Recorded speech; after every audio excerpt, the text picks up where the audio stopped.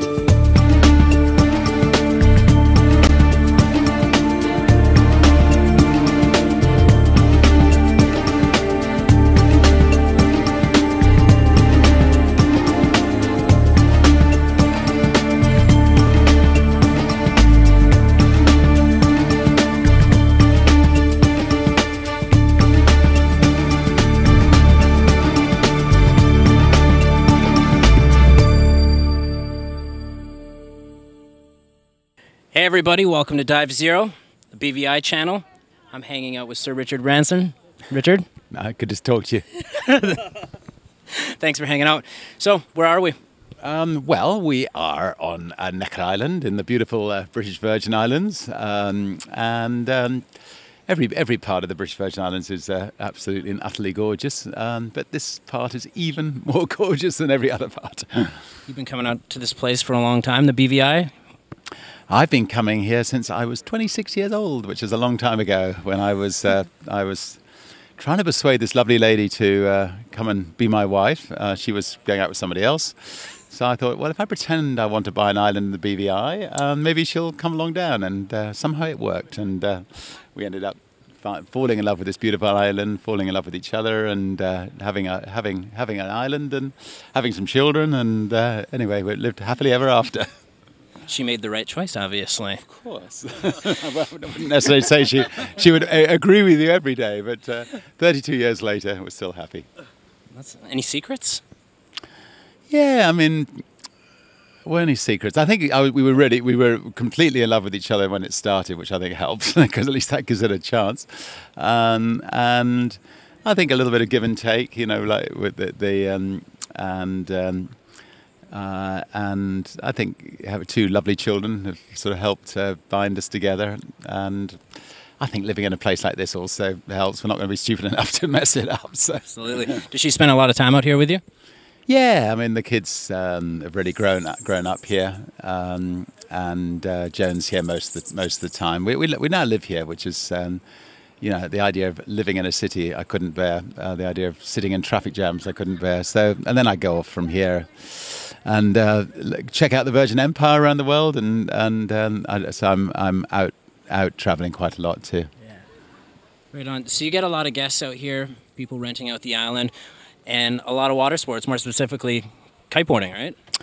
Yeah, I mean, kiteboarding, I suspect, is now my favourite sport. I've been doing it for about 6 or 7 years, and yeah, we were just at the bar the other day, and we thought we just kite surf from Anegada to Necker, and we thought, hey, this could be a great sport. Why don't we set up an annual event where, you know, BVI's beautiful sailing, kiting is sailing.